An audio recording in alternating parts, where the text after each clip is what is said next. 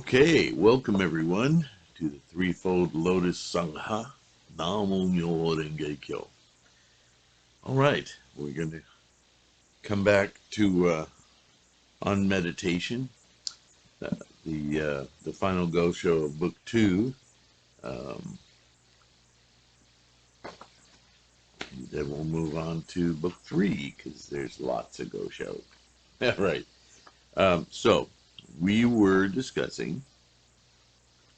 I was discussing on meditation, which this is Nichiren's Gosho, obviously, but he's relying and pulling heavily from Tendai's on concentration and insight. So we will continue. Nichiren saying, the Venerable Mahakashyapa lives on Mount Kukutapala.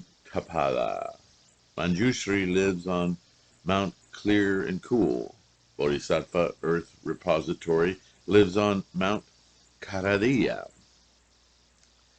Perceiver of the world sounds lives on Mount Potalaka. Bodhisattva Maitreya lives in the Tushita heaven. Nanda and the countless other dragon kings are Ashuras and Ashura kings live at the bottom of the sea or at the seaside. Shakra lives in the heaven of the 33 gods. Brahma lives in the summit of being heaven. Maheshvara lives in the sixth heaven of freely enjoying things conjured by others. The 4 heavenly kings live on the slopes of Mount Sumeru, and the sun, the moon, and the crowds of stars appear before our eyes and shine over our heads. The river gods, the stream gods, and the mountain gods were all among the honored ones present at the assembly when the Lotus Sutra was preached. I hope by now you understand that all of these naming conventions aren't actual people.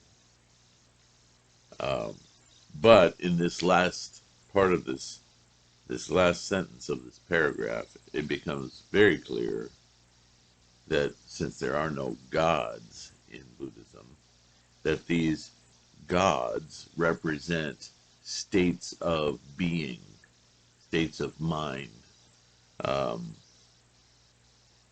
And I bet you, as I read through these, the first one seemed very abstract, like, you know, these multiple concepts held in a name. But these latter ones, the river gods, the stream gods, and the mountain gods, every time I named one of those, your mind conjured images, experiences, even sounds and smells from your own experience, your own life experience. So this is what, this is Buddhism. Buddhism is constantly looking at how our mind works, how you think, how you sense, how you perceive your world. And so these terms are not about the Tombigbee River in Mississippi. They're about rivers, right? Because we all have our own experiences of rivers. If you're in Russia, your idea of rivers is different than somebody who lives in the Netherlands or in Africa or in Australia. We have our own life experience, and we all, even amongst one another in our own social groups, have our own experience of the same things. Go look at my video on the fountain analogy. All right. It has now been over 2,200 years since the Buddha preached the Lotus Sutra. Human beings have a short lifespan, and therefore there are no persons alive today who have seen the Buddha with their own eyes. But in the heavenly realm, the span of a day is long, and the beings there have long lives. As a result, there are countless heavenly beings still alive who have seen the Buddha and listened to him preach the Lotus Sutra. So, there is a long history of 2,200 years by Nichiren's measure of people who have dedicated themselves, built their resolve around the teachings of Shakyamuni Buddha. And so there is a lineage of sorts, whether you knew each other or whether these bodhisattvas were aware of one another, or teachers were aware of one another, monks aware of one another, lay people, whatever, all continue to keep this Buddhism alive. Alive meaning it is fresh, available, and being learned and being practiced in samsara, in human lives. 50 years in the life of a human being is equivalent to no more than one day and one night in the lives of beings in the heaven of four heavenly kings. And these heavenly beings, passing such days and nights, with 30 such days to a month and 12 such months to a year, live to be 500 years old. Therefore, 2,200 or more years in the lives of human beings will be equivalent to only 44 days in the lives of beings in the heaven of the four heavenly kings. So what's he trying to say there? The influence of people lasts well beyond their earthly lifetime. And not only their influence, which is very, very relatable, of course, to human lives, a human mind, but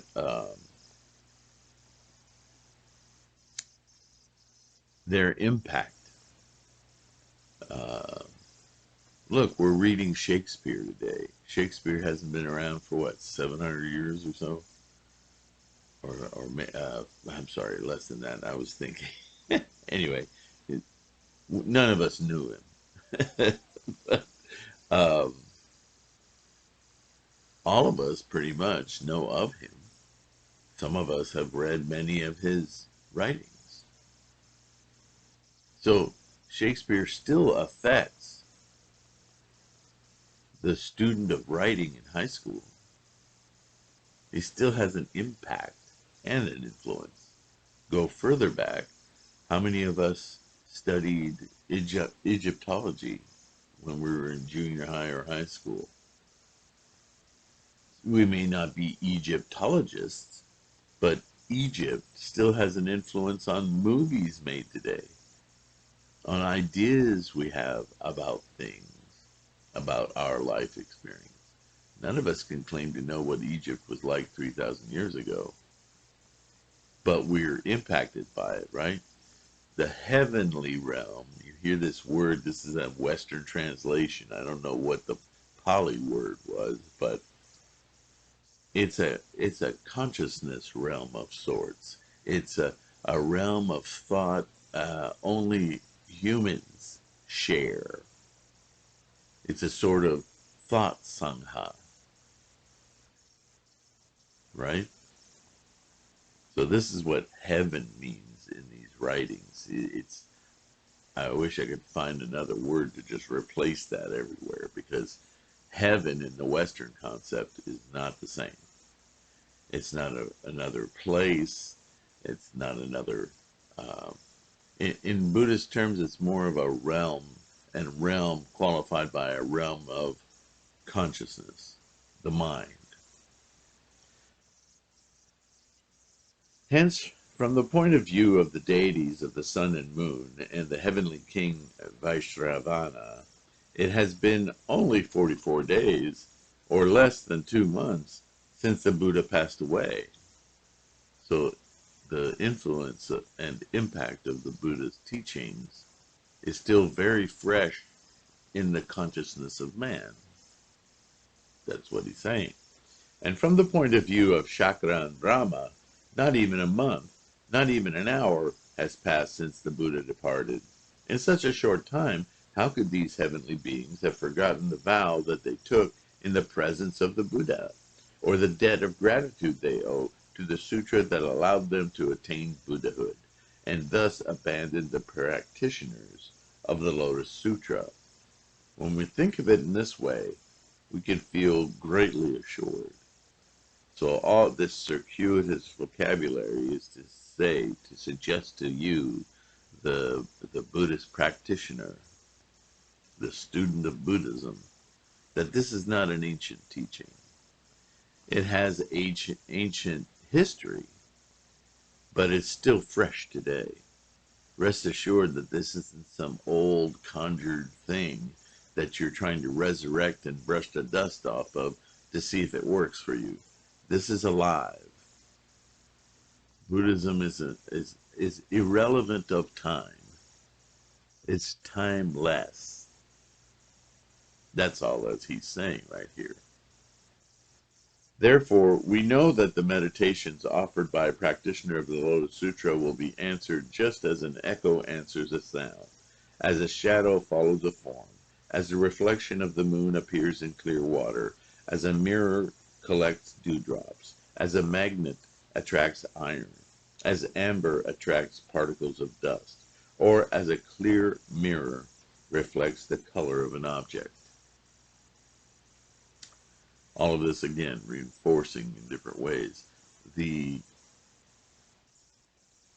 method of Buddhism is timeless. It's the same. It's as though you were speaking to Buddha. Why does he say this? Again, this is another circuitous route of reminding you that the Buddha is inherent in you. It's not a person, it's a state of mind. And that state of mind, although it may be colored differently depending on your life experience, culture, time, country, it's still brand new. It's still fresh. It's still of this moment. Concerning the ways of the ordinary world, though a man may not be inclined to a certain act, if he is urged to it by his parents, his sovereign, his teachers, his wife and children, or his close friends, and if he is a person of conscience, there it is, he will overlook his own inclinations and will sacrifice his name and profit and even his life to perform that act. How much more earnest? How much more earnest will he be then if the act is something that springs from his own heart? In such a case, even the restraints of his parents, his sovereign, or his teachers cannot prevent him from carrying out the action. Thus, it was that a worthy man named Fan Yu Chi cut off his own head so that it could be presented to King Ching Ko and Chicha, having pledged it to the present, his sword, to the Lord of Su Hyung, it on the Lord's grave. Hu Tsung hung it on the Lord's grave. I thought hung was a name. Similarly, at the gathering on Eagle Peak, now obviously he didn't cut off his own head, so don't worry. What he's showing is the level of resolve. He's talking about meditation in this go show, right? So he's addressing our laziness. He's saying if you go to Gohonzon and you chant and you yawn and you look elsewhere at photographs in the room or your favorite baseball bat or what's going on right now in your life that maybe brought you to Gohonzon, you should really focus your mind, really look at the Myo character on your Gohonzon. Really step up, sit up, vocalize strongly, Namo Myoho Renge Kyo, with the resolve, with the purpose in mind that you're going to awaken your Buddha of right now. Not the Buddha of 2,600 years ago, not the Buddha of the Western lands, not the Buddha of whatever. Your personal Buddha. Look at that Gohonzon with the expectation, more than desire, the demand. Wake me up. Awaken. Awakening. Awaken your Buddha. Cut through all of this earthly distraction with that kind of resolve that no one will get in my way, not even me, from awakening my Buddha. That's the resolve that you need to have if you want to see immediate action in your life, immediate awakening, immediate change of karma. That's the kind of resolve. Similarly, at the gathering on Eagle Peak, the Dragon King's daughter attained Buddhahood in her present form. Another example. Remember in that chapter, she drops everything else and vows to promulgate the Buddha's teachings. And that is the moment when Shakyamuni in the Lotus Sutra in the ceremony at Eagle Peak says, all right, you're going to be a Buddha. You're going to awaken because of the depth of resolve. In the Hinayana Sutras, women were despised because they are hindered by the thick clouds of the 5 obstacles and bound by the strong cords of the 3 obediences. And in the Mahayana Sutras, expounded in the first 40 and more years of the Buddha's preaching, women were rejected altogether since they were thought to be incapable of carrying out religious practice, developing the kind of resolve we're talking about over many kalpas. Or though it had been stated that, quote, the first time they conceive the desire to do so, they can attain enlightenment, end quote. Again, it's about determination, it's about resolve. Well, they won't even desire to do so because they're so distracted, right? Just totally minimized and looked down upon. This was indicated as a possibility in name only, kind of a condescending statement, with no actual examples to support it. So, in effect, the attainment of Buddhahood by women was just denied. It can't happen. Even if she wants to. Thus, even a woman who was in the realm of human or heavenly beings had no hope ever finding the way to become a Buddha. Now, there's part of this sentence I have to point out. He often says things like, in the realm of human or heavenly beings. There's really no distinction other than rhetoric between human and heavenly beings. They're states of mind. Let me say that again. Thus, even a woman who was in the realm of human or heavenly beings, even a woman who was in the realm of human or heavenly beings. First of all, recognize that that implies, woman or man, that any of us who manage to get into the realm of human or heavenly beings is in a place of tremendous opportunity. Why? Because this samsara, this human manifestation with our human mind, is our opportunity to realize Buddha.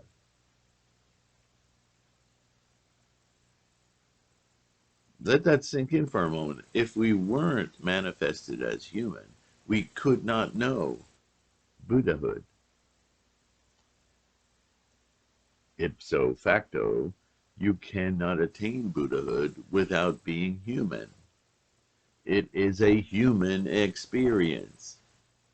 Buddhahood and Buddha-ness, suchness, is not some place you go to or come from outside of this lifetime. So it's in the very rhetoric, so from the start, that Buddhahood is not some other place, like people who read about Buddha lands and think, well, these are faraway places. No, these are perceptive realities. These are mental challenges of the human mind. This is where you find Buddha. So even as the wonderful, incredibly precious opportunity to be human and therefore to be able to manifest and realize Buddhahood,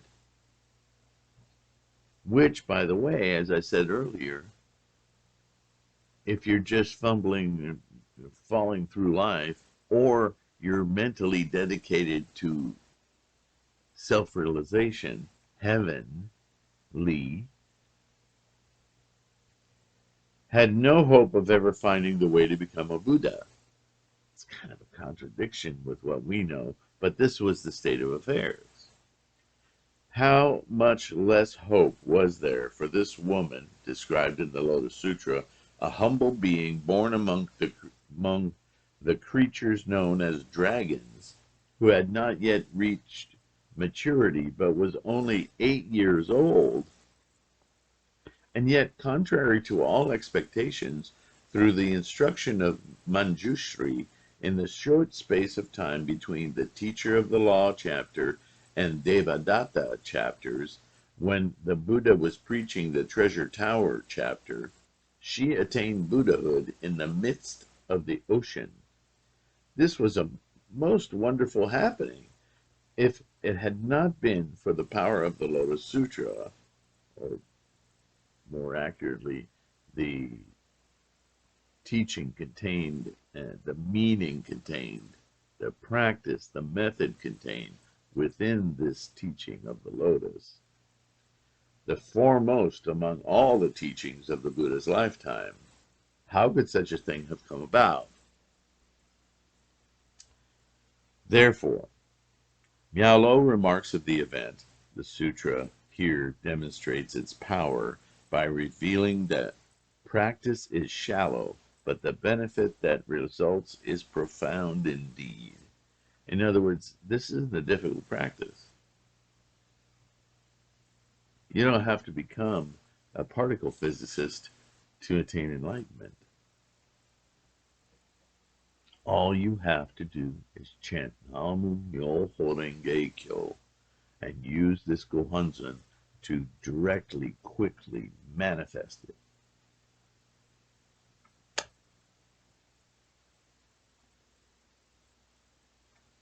And because the dragon girl was able to attain Buddhahood through this sutra, how could she ever abandon someone who is a practitioner of the Lotus Sutra, even if she had not been admonished against it by the Buddha? Therefore, in the verse that she uttered in praise of the Buddha, she stated, quote, I unfold the doctrines of the great vehicle to rescue living beings from suffering. So, in demonstrating her resolve, she made a very world-inclusive statement that this wasn't about her. This is the Buddhist compassion. This was what started Shakyamuni or Siddhartha on his path to alleviate other humans of suffering. There had to be a way that worked for anyone and everyone, a simple truth. Her oath was the oath taken by her retinue, or all the creatures known as dragons, whose number is so vast that the mouth cannot express it, the mind cannot fathom it. The Dragon King Sagara, though a lowly creature, cared profoundly for his daughter. Therefore he took the finest treasure in all the great ocean, a wish-granting jewel, and had his daughter present it as alms to the Buddha, in recognition of the fact that she had attained Buddhahood in her present form. This jewel was equivalent in value to a major world system. What is this wish-granting jewel? I wonder. Well, I'll tell you. This wish-granting jewel is her resolve. It's her determination. It's her commitment. That's what she gives the Buddha, not the Shakyamuni, but the Buddha. She commits herself to Buddha. This is how she attains enlightenment. So there's a lot of fancy rhetoric here, but you can't lose sight of what it's a teaching. It's a expedient means. It's a skillful device to unlock your mind to a simple truth, a simple method, a simple practice. But overcoming that hurdle of worldly affairs and colorful language isn't as easy as it first seems. I mean, this is the entire scholarship of Buddhism. It's trying to get you past this human perceptive obfuscation. Devadatta was the grandson of King Shimhahanu, the son of Shakyamuni Buddha's uncle, King Dronodana, and an elder brother of the Venerable Ananda. His mother was a daughter of the rich man Saprabuddha.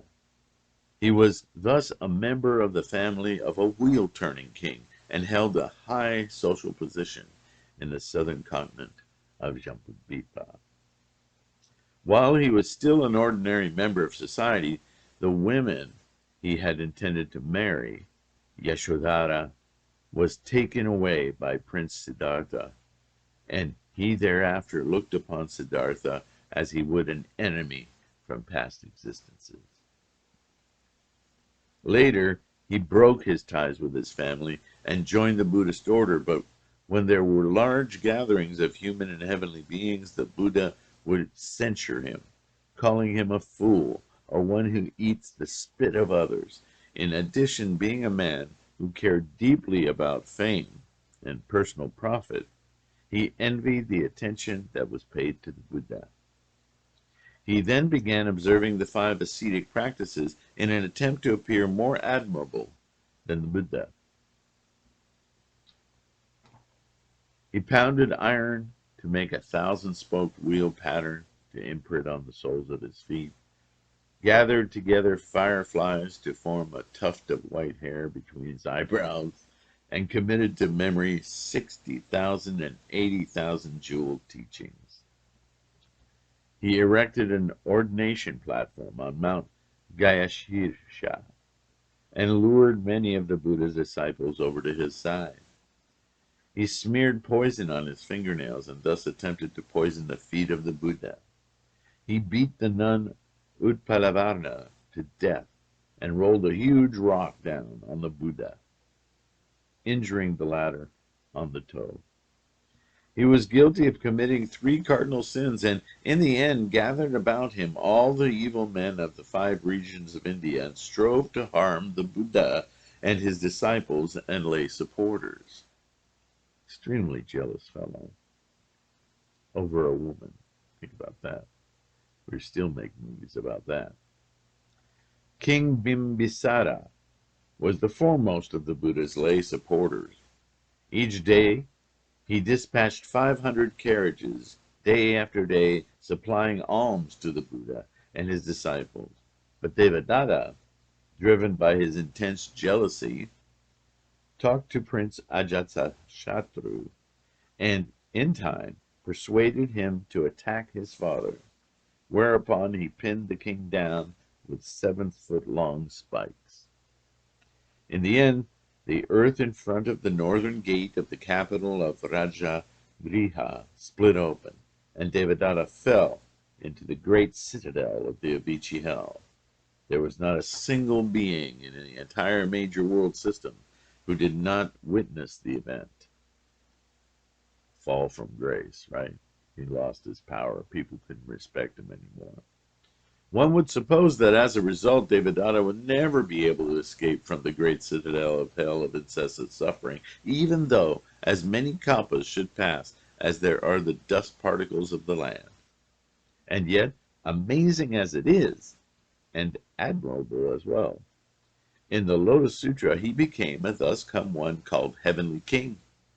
And if Devadatta could become a Buddha, than all the countless other evil people who were enticed by him, since they shared with him the same karmic cause and effect, must surely have been able to escape from the pains of the hell of incessant suffering. This is entirely due to the benefits and the blessings of the Lotus Sutra, not the book, not the words, other than the title of Myoho Renge Kyo, is what it should say, because that is the Lotus Sutra. Thus, Devadatta and all the countless persons who attended him can now dwell in the house of the practitioners of the Lotus Sutra in order to protect them. What a comforting thought!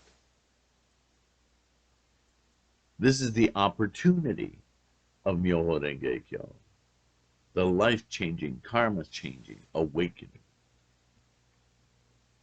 I'm not using the word power is another rhetorical stumbling block, another translation that seems to put the ability on something outside oneself. And so I want to make sure you understand that's not what's going on here. This book isn't powerful. The thoughts it opens up in my mind, that's powerful. It's an opportunity for me to realize, right?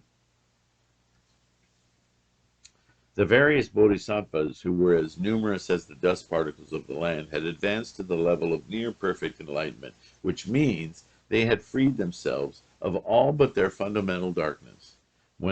Darkness being those veils of misunderstanding that I keep reminding us of, those obfuscations. When they were fortunate enough to encounter the thus come one Shakyamuni, they thought that they would be able to smash this great boulder of fundamental darkness. But in the first 40 and more years of his preaching life, Shakyamuni, the Lord of the Teachings, said that while he could explain the causes of enlightenment, he could not explain its effects. Therefore, he did not make clear to them that the benefits of perfect enlightenment. Hence, not a single one of them could advance to the stage of perfect enlightenment. This was contrary to their expectations. But during the 8 years when he preached at Eagle Peak, Myoho Renge Kyo, the Buddha revealed the effects of enlightenment, which are called the one vehicle of Buddhahood. All the bodhisattvas thus advanced to the stage of perfect enlightenment, so that their enlightenment was equal to that of Shakyamuni. Thus come one. It was as though they had climbed to the very top of Mount Sumero and could see in all 4 directions. All became bright and clear, as though the sun had appeared in the midst of a long night. Even if the Buddha had not instructed them to do so, could they have failed to resolve to spread the teachings of the Lotus Sutra, or to take upon themselves the sufferings of its practitioners? Again, propagation and compassion, both really the same thing. Therefore they made a vow, saying, quote, "We care nothing for our bodies or lives, but are anxious only for the unsurpassed way." End quote. In other words, all my human mind, all my human obstacles, all my attachments, my obstacles, my obfuscations, I don't care about them anymore. All I want to do is awaken. Never begrudging our bodies or lives, or we will preach this sutra far and wide. Furthermore, Shakyamuni Buddha, who is like a kind father, many treasures Buddha, who is like a loving mother, and the Buddhas of the 10 directions who had appeared in order to add their testimony, and who are like affectionate parents, were assembled together so that it was as though 2 moons had come together, or 2 suns had appeared side by side. He's still talking about the Sermon of the Lotus, which is a multi-chapter discussion on this this thought experiment,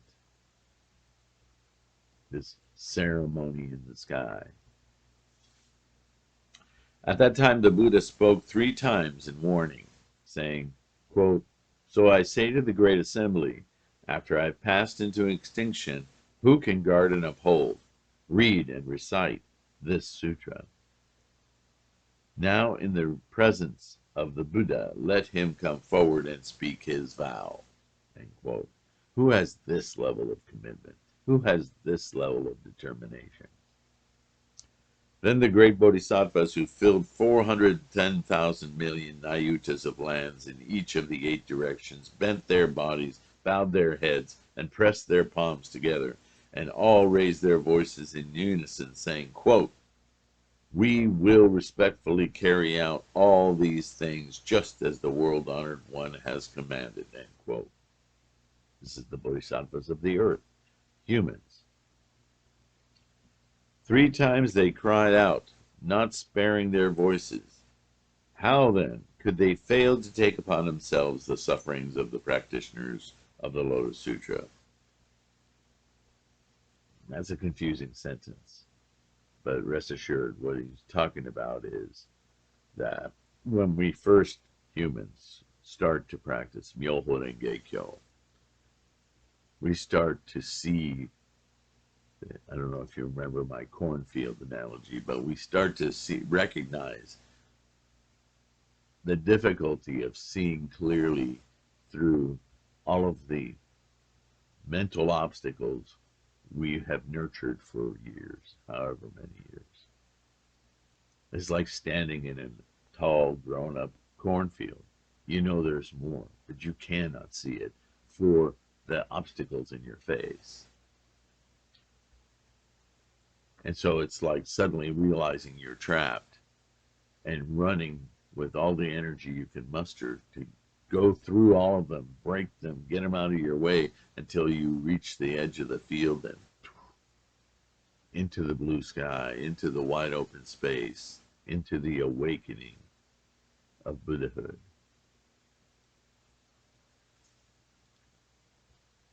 Fan Yu Chi gave his head to Ching Ko, and Chi Cha hung his sword on the grave of the Lord of Shu. In both cases, they acted so as not to go back on promises they had made.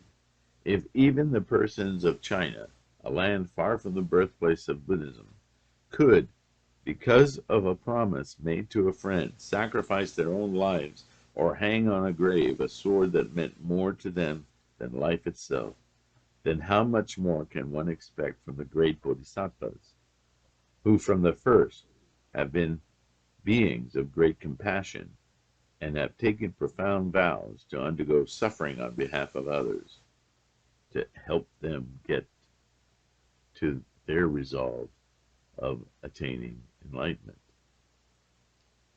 How could they ever cast aside the practitioner of the Lotus Sutra, even if the Buddha had not admonished them against doing so? What is more, it was through the Lotus Sutra that these bodhisattvas attained Buddhahood, and because the Buddha fervently admonished them concerning it, they took solemn vows in the presence of the Buddha. There can be no doubt, therefore, that they will aid its practitioner. I'll remind you as we go through this that this is all about meditation. This is all about the resolve, the commitment. That you can think about the lessons in this Gosho as you begin to chant until this too fades into the background, because again, your resolve is to connect single-mindedly with your Buddha nature, yours. So this would be a good device, would it not, to contemplate as you begin to chant, and you will watch as your resolve grows while you chant the Gohonzon, this story kind of fade away. It'll fall apart. You won't be able to reason it anymore because you'll be leaving your human perception behind, your obfuscations, right? The Buddha is the sovereign of the human and heavenly realms and the parent of all living beings. Moreover, he is the teacher who leads and opens the way. Though one may be a parent, if of humble station, One cannot at the same time assume the role of sovereign, and though one may be a sovereign, if not also a parent, one may inspire fear. And though one may be both a parent and a sovereign, one cannot be a teacher as well. He's describing the preciousness of Shakyamuni's teachings, ergo the Lotus Sutra, ergo Myoho Renge Kyo. The various Buddhas, other than Shakyamuni, in other words, his conjured Buddhas, since they are known as world-honored ones, may be regarded as sovereigns, but since they do not make their appearance in this Saha world, there it is, what I've been saying all along. They do not make their appearance in this Saha world. They're not humans. Right there, I couldn't say it more clearly. These are emanations, thought experiments of Shakyamuni. The rest of them, they don't make their appearance in this Saha world. They are not teachers. They're inspirations, but they're not teachers. Nor do they declare that, quote, the living beings in it, the threefold world, are all my children, end quote. Of course not. Thus, Shakyamuni Buddha alone fulfills the three functions of sovereign, teacher, and parent. So don't be confused here. Again, another way of saying there are no other realities but your own human reality, and as a consequence of your practice, your singular Buddha nature, which brings to mind a statement Shakyamuni said is enlightenment can only be spoken of and understood fully by Buddhas, other Buddhas. Those are our Buddha natures. When we attain awakening, even if it's for a brief moment, or our objective being in Buddhahood all the time, unless we meet others who've touched that themselves, nobody understands. Nobody can. Until you experience your own awakening, you can't understand anyone else's. Even if their nature of their Buddhahood has a completely different path than your own. And this is where it's slippery, because if we're talking about our paths to Buddhahood, they're all going to be different. But once you attain awakened state of Buddhahood, it's completely clear. There are no differences.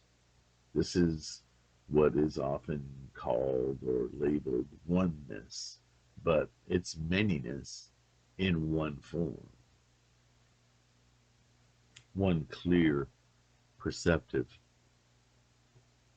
reality without time. Nevertheless, during the first 40 and more years of his preaching life, Shakyamuni cursed Devadatta, censured the various voice hearers, and refused to teach the bodhisattvas the doctrines pertaining to the fruits of enlightenment. Though people did not actually say so to others, they sometimes wondered in their hearts whether this Buddha was not in fact Papiyas, the devil king of the sixth heaven. So greatly did he trouble them. They continued to harbor these doubts for 40 and more years until the preaching of the Lotus Sutra began. But then, during the 8 years at Eagle Peak, the treasure tower appeared in the air, and the two Buddhas sat side by side, in it like the sun and moon. The various other Buddhas ranged themselves over the ground, like so many great mountains gathered together. The bodhisattvas who had emerged from the earth, as numerous as the dust particles of 1,000 worlds, ranged themselves in the air like so many stars, and the Buddha revealed the gifts that the various Buddhas enjoy as the result of their enlightenment. It was as though a storehouse of treasures had been unlocked and the contents presented to poor people, or as though the Kunlun Mountains, with all their riches, had broken open. It's talking about Gohonzon. During these 8 years, the people who were present at the assembly became profoundly aware of the rarity and wonder of these events. It was as if they were gathering up nothing but gems. The bodhisattvas, unbegrudging of their lives, unstinting with their words, vowed to do as the Buddha had encouraged them. Then, in the entrustment chapter, the thus come one Shakyamuni emerged from the treasure tower and closed its doors. The various other Buddhas thereupon returned to their respective lands, and the Bodhisattvas who had appeared with them followed along in company with the Buddhas. Because now the Buddha trusted that all us Bodhisattvas of the earth, had seriously taken on this mission of propagation and helping others attain awakening. The people were feeling increasingly lonely when the Buddha announced, quote, 3 months from now I will enter nirvana, end quote. The announcement astounded them and made them feel even more forlorn, because humans take things for granted. We naturally fall into the position of follow instead of instigating our own forging path. He's given us all the instruction on how to forge our own path, and yet when he says he's going to be leaving, everybody panics. What are we going to do? It's all I've been teaching you for 50 years. Pay attention, right? Having heard the Lotus Sutra, the Bodhisattvas, persons of the 2 vehicles, and the other human and heavenly beings were all imbued with a deep sense of gratitude for the Buddha's compassion and wanted to show the Buddha how willing they were to sacrifice their own bodies and lives for the sake of the Lotus Sutra. How terrible it would be, they thought.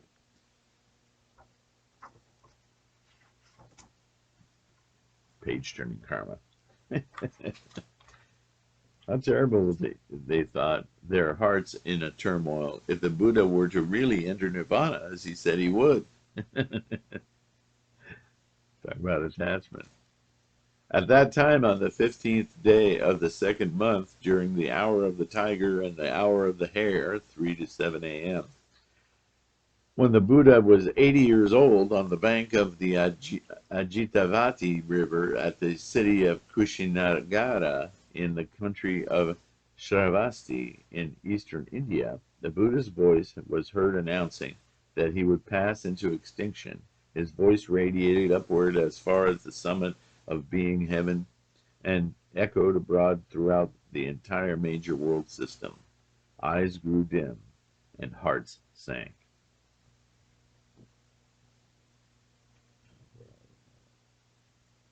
I think that's, yeah, we'll finish this in the next video because I think I've droned on long enough.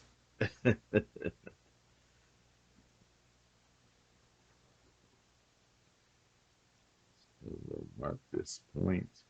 We'll return to this in the next video. But I hope that you're getting some insights here, because that's my whole purpose in doing this.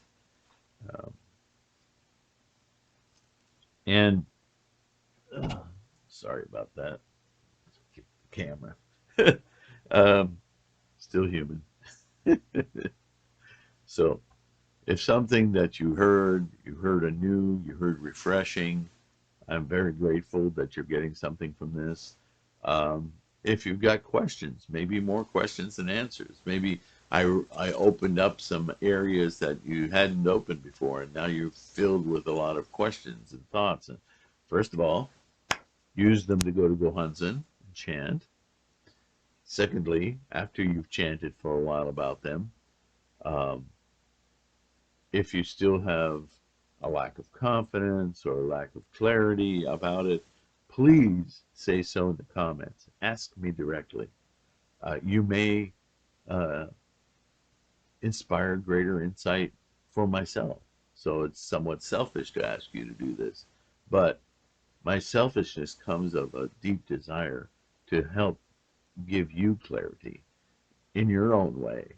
I'm not going to tell you how to practice. I'm going to instruct in whatever way I'm able to put you on a path to find your own answers. But I can't do that unless you voice your question, you voice your opinion, you voice your thoughts. Then, uh, like a catcher in a baseball match, uh, I can't catch the ball if you don't hit it. So hit the comments is what I'm saying. All right. I thank you so deeply for watching. If you can support, because this, you know, blah, blah, blah, all of the stuff. I'm not much of a salesman. I'm not trying to sell you. Uh, I'm just asking if you can to help me continue to do this. Uh, I will continue to practice regardless. But I don't know, we live in a very money driven world. And what it takes to put these little voice. Oh, by the way, I'm doing a podcast now, the Buddhahood podcast. Buddhahood is used in several podcasts, so make sure when you look for it, it's the Buddhahood podcast. That's the name of it, and it's on all the services. And I'm always looking for new ones. Um, but I'll continue. I'll basically take the audio from these videos and put them in a podcast format so you can listen to them while you're jogging or driving or whatever, um, or trying to go to sleep. I've been, I've been told my voice can do that. Um, but be that as may, I just want you to find more ways to connect with our Sangha. You are the Sangha. Um, and if you can support my Patreon at patreon.com/TLK, Tom Larry King, TLK. Uh, or in another way, you can go to, you can go to the website, of course, threefoldlotus.com. That's my resource site. I have all kinds of documentation, things you can review and download for free. There are links all over the place um, to support the Kwoon, this school. Um, Otherwise, just participate, watch these videos, and comment. That's that's really support for this Sangha and this school. Comment. It helps keep our practice alive. And with that, I'm going to stop finally, and I'll see you in the next one. Namu Myoho Renge Kyo. Thanks again.